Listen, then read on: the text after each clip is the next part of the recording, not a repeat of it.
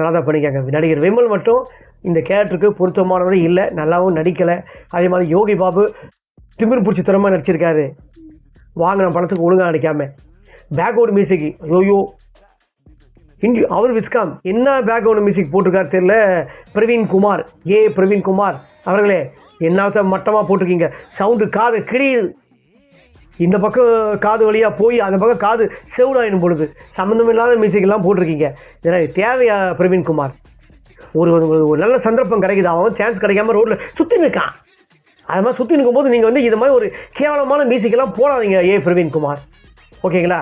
Direction சுமாராக இருக்குது. எல்லோரும் வந்து இந்த ஒரு தடவை யாராவது நடிகர் விமலுக்காக போய் பார்க்கணும்னு நினச்சி பார்த்துட்டு இந்த திரைப்படத்தை டூன்னு காரி துப்பிட்டு வந்துடுங்க.